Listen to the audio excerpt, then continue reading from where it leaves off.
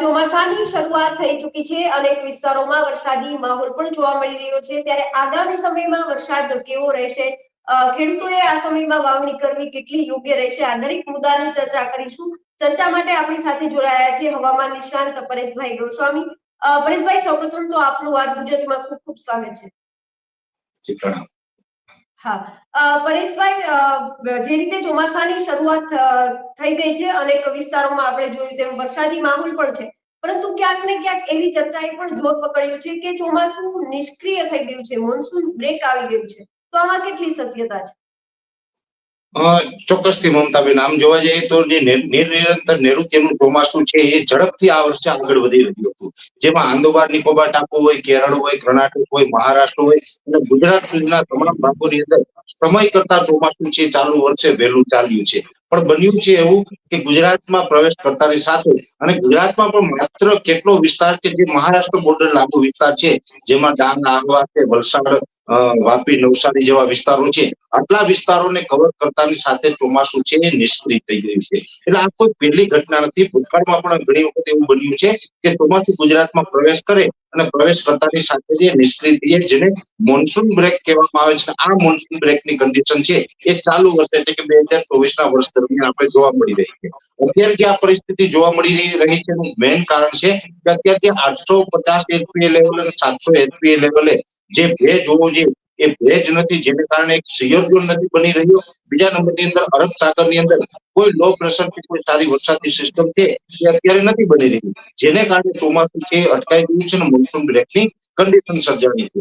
અત્યારે જોવા જઈએ તો સામાન્ય રીતે જે પ્રશાંત મહાસાગરના જે પવનો છે એ મડાગાસ્કર, ત્યાંથી તાંજાનિયા, કેન્યા, સોમાલિયા થઈ અને મહારાષ્ટ્ર અને ગુજરાત તરફ આવવા જોઈએ, ભારત તરફ આવવા જોઈએ. એ પવનો છે ચોક્કસથી છે ને મડાગાસ્કર થઈ આફ્રિકાથી પવનો છે ગુજરાત તરફ આવી રહ્યા છે. તમે વિંડીના માધ્યમથી જોશો એટલે આ તમામ પરિસ્થિતિ પવનની છે એ તમને સમજાઈ જશે. પણ અત્યારે જે પવન ફૂંકાઈ રહ્યા છે તે સૂકા પવનો છે, આની અંદર ભેજ નથી. અરબ સાગરની અંદર ભેજ પણ ઘટી રહ્યો છે. 850 એચપીએ લેવલ, 700 એચપીએ લેવલે ખૂબ ભેજ ઘટી રહ્યો છે, જેને કારણે ચોમાસું છે તે અટકી પડ્યું છે. હવે વાત કરવાની છે કે અત્યારે જે વરસાદો છે એની અંદર તમને છૂટાછવાયો માહોલ ચોક્કસથી જોવા મળશે.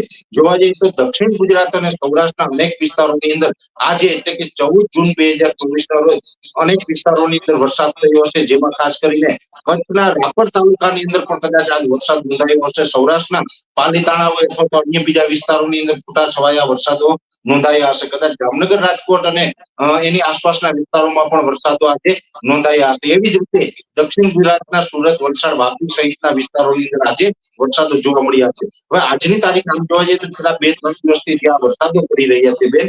આ વરસાદો છે એ હળવા અને છૂટા છવાયા વરસાદો છે, અને સાર્વત્રિક વરસાદ ન કહી શકાય અથવા તો વાવણી લાયક વરસાદ ન કહી શકાય. મોટા ભાગે વાવણી લાયક વરસાદ કોને કહી શકાય? તો કે જે વિસ્તારોની અંદર 2.5 ઇંચ અથવા તો તેનાથી વધારે વરસાદ પડે એટલે કે 60-65 મિલીમીટર કરતા વધારે વરસાદ હોવો જોઈએ.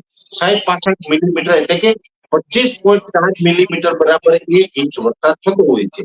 એવી જ રીતે 2.5 ઇંચ કરતા વધારે વરસાદો છે એ નોંધાય તો વાવણી લાયક વરસાદ કહેવાય. ઘણી વખત ખેડૂત ભાઈઓ એવું પણ કરતા હોય છે કે વરસાદની શક્યતાઓ હોય ત્યારે વરસાદ પહેલા પોતે બિયારણનું વાવેતર કરી દેતા હોય, ઉપરથી વરસાદ પડે તો એ બિયારણનો વ્યવસ્થિત સારો ઉગાવ આવી જતો હોય છે.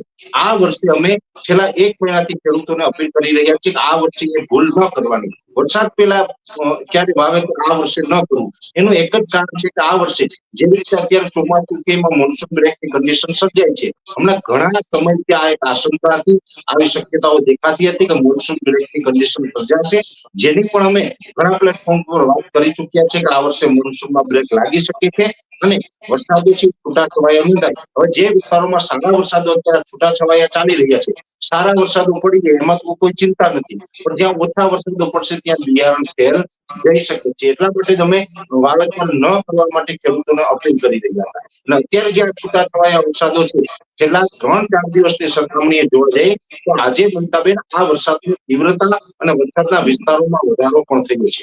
દિવસે ને દિવસે આ વરસાદોમાં વધારો થતો જશે, જેમાં દક્ષિણ ગુજરાત અને સૌરાષ્ટ્રના ભાગોની અંદર છૂટાછવાયા જે વરસાદો છે એ કન્ટિન્યુ આ દોર ચાલુ રહેશે, એમાં વધારો થતો જશે અને 18 અથવા તો 20 જૂન આવતા આવતા ચોમાસું ધીમે ધીમે પાછું સક્રિય થશે અને 20 જૂન પછીથી એકદમ તેજ ગતિએ, જેવી રીતે કેરળથી લઈને ગુજરાત સુધીના ભાગોમાં જે ચોમાસાની એક ગતિવિધિ જોવા મળી, એવી જ ગતિવિધિ હવે 20 જૂન અથવા તો એ પછીના સમયમાં જોવા મળશે અને ધીમે ધીમે ચોમાસું આગળ પણ વધશે. એટલે કે 20 તારીખ સુધી પણ મેં આપને જણાવ્યું એમ છૂટાછવાયા વરસાદો છે અલગ અલગ વિસ્તારોમાં ચાલુ રહેવાના છે. બીજું, 20 તારીખ પછી એટલે કે જે જૂન મહિનાનું છેલ્લું અઠવાડિયું છે એમાં સાર્વત્રિક અને ખૂબ સારા વરસાદો થશે. એટલે જૂન મહિનો છે સામાન્ય રીતે જોવા જઈએ તો જૂન મહિનાની અંદર જે દર વર્ષની સરખામણી હોય છે, જેમાં અમારા ઇન્ડિવિજ્યુઅલ જે કોઈ સંસ્થાઓ હોય અથવા તો હવામાન વિભાગ છે, સ્કાયમેટ જેવી કંપની છે, જેના દ્વારા એક આંકડા રજૂ કરવામાં આવતા હોય છે કે જૂન મહિનામાં સામાન્ય વરસાદ પડ્યો કે સામાન્ય કરતા વધારે વરસાદ પડ્યો. આમ સરેરાશ જોવા જઈએ તો 100 થી લઈને 180 મિલીમીટર સુધીના વરસાદો પડે તો એ નોર્મલ વરસાદો છે જૂન મહિનાની અંદર આપણે ગણી લેતા હોય છે. આ વર્ષે પણ ઘણા બધા લોકો કદાચ એવું હશે કે હવે જૂન મહિનાના વધારે દિવસો પસાર થઈ રહ્યા છે તો કદાચ નોર્મલ કરતા ઓછો વરસાદ છે જૂન મહિનામાં નોંધાશે. પણ હું અહીંયા આપણે ચોક્કસ જણાવું છું કે આવો ડર કોઈ રાખવાનો નથી. જૂન મહિનાની હજુ 14 તારીખ થઈ છે, જે 50% જૂન મહિનો બાકી છે અને હવે 50% જૂન મહિનો બાકી છે એમાં નોર્મલ વરસાદો ચોક્કસથી નોંધાઈ જશે. જેમાં ખાસ કરીને છૂટાછવાયા અત્યારે વરસાદો નોંધાઈ રહ્યા છે એમાં કોઈ બહુ મોટી તીવ્રતા નહીં હોય. હા, એક ચોક્કસથી છે કે છેલ્લા 2 દિવસથી જે તીવ્રતા હતી એ તીવ્રતામાં વધારો પણ થશે અને વિસ્તારોમાં પણ વધારો થશે.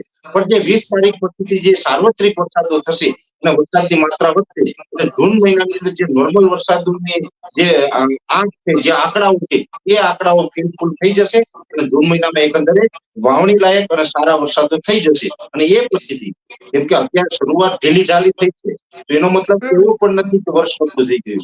આ વર્ષથી 98 થી લઈ અને 108% સુધી વરસાદો નોંધાવાના છે. એટલે એકંદરે નોર્મલ અને સારું વર્ષ છે એ ખેડૂતો માટે થવાનું છે. જેમાં ખાસ કરીને ગયું વર્ષ હતું એમાં પાછળથી વરસાદોની સંખ્યા ઓછી રહી હતી. એનું મેઇન કારણ હતું કે ઓગસ્ટ મહિનાથી અલ નીનો સક્રિય થયો હતો. હવે અલ નીનો છે એ અત્યારે ન્યુટ્રલ નજીક આવી ગયો છે. જુલાઈ મહિનાના છેલ્લા અઠવાડિયામાં અથવા તો જુલાઈ મહિનાના પહેલા અઠવાડિયાથી લઈ અને છેલ્લા અઠવાડિયા સુધીમાં જુલાઈ દરમિયાન હવે લાનીના સક્રિય થશે. લાનીના સક્રિય થશે જેને કારણે જુલાઈ પછીથી ઓગસ્ટ સપ્ટેમ્બર એમાં ખૂબ સારા વરસાદો પડશે અને ચોમાસું સારું રહેશે. ઘણા બધા ભાઈઓને એક પ્રશ્ન થતો હશે કે ભાઈ અલ નીનો અને લા નીનો શું છે અને આની અસર કેવી પડતી હોય છે. ત્યારે હું આપને જણાવી દઉં કે આ પ્રશાંત મહાસાગરનું તાપમાન અને એના પવનોની જે દિશા અને પવનની સ્પીડ હોય એના ઉપર એનું નક્કી થતું હોય છે. જ્યારે પણ પ્રશાંત મહાસાગરનું તાપમાન ઊંચું ઉઠે છે એ પછી પ્રશાંત મહાસાગરમાંથી જે પવનો છે એ મડાગાસ્કર થઈને ભારત સુધી પહોંચતા હોય અથવા તો બંગાળની ખાડી કે અરબ સાગર સુધી આવતા હોય તે ન આવે ત્યાંથી પવનો અધવચ્ચેથી રિટર્ન થઈ જાય છે અને એનું તાપમાન ઊંચું જાય છે, જેને આપણે અલ નીનોની કન્ડિશન કહેવામાં આવે છે. હવે એ તાપમાન છે અત્યારે નોર્મલ નથી છે. પવન છે એ પણ ધીમે ધીમે આવવાનું ચાલુ થયું છે. એટલે અત્યારે અલ નીનો નથી કે લા નીના નથી, અત્યારે ન્યુટ્રલ કન્ડિશન છે. પણ જુલાઈ મહિના આવતા આવતા એ પ્રશાંત મહાસાગરનું તાપમાન ડાઉન થશે અને જેને કારણે પવનો છે એની દિશાઓ પણ સેટ થઈ જશે. એટલે એ જે પવનો છે એ ભારત સુધી આવશે અને એ સારી સિસ્ટમો બનવામાં મદદરૂપ થશે. બીજું પેરામીટર હોય છે આઈઓડી. આઈઓડી એટલે એનું ફૂલ ફોર્મ થાય છે ઇન્ડિયન ઓશન ડાયપોલ. જે આપણે હિન્દ મહાસાગરનું તાપમાન છે એ પણ પોઝિટિવ ફેઝમાં હોય તો હિન્દ મહાસાગરના પોઝિટિવ તાપમાનને કારણે બંગાળની ખાડીના અરબ સાગરમાં પણ વરસાદી સિસ્ટમો સારી બને અને બંગાળની ખાડી અથવા તો અરબ સાગરમાં સિસ્ટમ બને તો જ ખાસ કરીને ગુજરાતની અંદર આપણે સારા વરસાદો થતા હોય છે. એટલે જુલાઈ મહિનાથી લાનીના પણ સક્રિય થશે. આઈઓડી એટલે કે ઇન્ડિયન ઓશન ડાયપોલ છે એ પણ પોઝિટિવ ફેઝમાં રહેશે, જેને કારણે આપણે આ વર્ષ છે એ જુલાઈ ઓગસ્ટ સપ્ટેમ્બર સારું રહેવાનું છે. શરૂઆત છે એ કદાચ ઢીલી ઢાલી આપણે દેખાતી હશે. આમ જોવા જઈએ તો આવતીકાલે 15 જૂન છે અને 15 જૂન છે ગુજરાતની અંદર નોર્મલ ચોમાસાની ડેટ ગણવામાં આવે છે. 15 જૂન પહેલા આવે એટલું વહેલું ગણવામાં આવે છે. એટલે હજુ તો ચોમાસાની શરૂઆત નથી થઈ અને અત્યારથી જો આપણે અધીરા થશું તો ઉતાવળે આંબા ન પાકે એ કહેવત અહીંયા સાબિત થશે. એટલે આપણે હમણાં કોઈ ચિંતા કરવાની જરૂર નથી. હવે ધીમે ધીમે જે વરસાદની સક્રિયતા છે વધતી જશે. અત્યારે મોન્સૂન બ્રેકની કન્ડિશન છે પણ 20 તારીખથી મોન્સૂન બ્રેકની કન્ડિશનમાંથી આપણે બહાર આવી જશું. ચોમાસું છે ફરીથી વેગ પકડશે આવું મારું ચોક્કસ માનવું છે. એટલે મેં આપના જે સવાલ હતા ને સવાલની અંદર તમામ વસ્તુ છે ને એ વણી અને તમને તમામ જવાબો છે આપવાનો પ્રયત્ન કર્યો છે બેનાની અંદર. જી બિલકુલ. ક્યાંક ને ક્યાંક પરેશભાઈ ખેડૂતોમાં પણ અવડવ જોવા મળી છે. જે રીતે આપણે ગામઠી ભાષામાં કહીએ કે કુંવારી જમીન, કોરી જમીનમાં મોટા ભાગે ખેડૂતો ખેતી કરતા હોય છે. જેના કારણે આ સમયે સ્થિતિ અલગ છે. તો આ સમયે વાવણી કરવી ખેડૂતો માટે યોગ્ય રહેશે પરેશભાઈ? આમ તો મેં આપણી વાતમાં જ આ જવાબ આપ્યો છે મમતાબેન કે બિલકુલ યોગ્ય નથી. કેમ કે 2.5 ઇંચ કરતા ઓછા વરસાદો પડે ત્યારે બિયારણ ફેલ જતું હોય. આ વર્ષે મોન્સૂન બ્રેકની કન્ડિશન છે, છૂટાછવાયા વરસાદો પડી રહ્યા છે. ઓછા વરસાદો પડશે અને જો વહેલું વાવેતર કરી દીધું હશે, જેવી રીતે તમે કહી રહ્યા છો કુંવારી જમીનમાં વહેલું વાવેતર કરી દીધું હશે અને માત્ર જો ઝાપટા પડશે તો એ બિયારણ નિષ્ફળ જશે, મોંઘા બિયારણો ફેલ જશે. એટલે ખેડૂતોએ અત્યારે એડવાન્સમાં કુંવારી જમીનમાં વાવેતર ન કરવું જોઈએ. પૂરતો વરસાદ પડે એટલે કે 2.5 ઇંચ અથવા તો એનાથી વધારે વરસાદ પડે ત્યારબાદ જ વાવેતર કરવું જોઈએ. પછી એ મગફળી હોય અથવા તો કપાસ હોય, સોયાબીન હોય કે કોઈ પણ અન્ય પાક હોય, કોઈ પણ પાક વાવવાનો હોય અને ગુજરાતના કોઈ પણ વિસ્તારમાં વાવેતર કરવાનું હોય, પૂરતો વરસાદ પડે ત્યારબાદ જ વાવેતર કરવું. એ પેલા વાવેતર ન કરવું એ જ આપણા ગુજરાતના ખેડૂતોના હિતમાં રહેશે. આમ તો મને આનંદ થાય કે વાત ગુજરાતી ને એ પણ ગુજરાતી ખેડૂતોની ચિંતા કરી અને આજે વરસાદ અથવા તો ખેતીમાં ક્યારે વાવેતર કરવું એની ચિંતા કરીને જો ખેડૂત સુધી આ વાત પહોંચાડતું હોય ને આમ તો આનંદ થાય છે કે વાત ગુજરાતી છે, એની વાત છે દરેક જિલ્લામાં અને દરેક ગામડાઓમાં દરેક ઘર સુધી પહોંચે છે. એટલે દરેક ઘર સુધી મારો પણ આ સંદેશ રહેશે કે અત્યારે આપણે વાવેતર ન કરવું અને ટૂંક સમયમાં આપણે હવે ધીમે ધીમે ચોમાસું સક્રિય થશે, સારા વરસાદો થઈ જશે અને એ સારા વરસાદો બાદ જ વાવેતર કરવામાં આવે એ જ આપણા ગુજરાતીઓના હિતમાં રહેશે મમતાબેન. જી બિલકુલ. પરેશભાઈ, અમારી સાથે જોડાયા બદલ આપકો ખૂબ ખૂબ આભાર. તો પરેશભાઈએ જે રીતે વાત કરી કે આગામી સમયમાં 20 જૂનથી ફરીથી ચોમાસું સક્રિય થશે, એટલે ખેડૂતોએ ચિંતા કરવાની જરૂર નથી. ફરીથી વાવણી લાયક વરસાદ થવાનો છે. તો અત્યારે બસ આટલું જ. ફરી મળીશું વાત ગુજરાતી પર.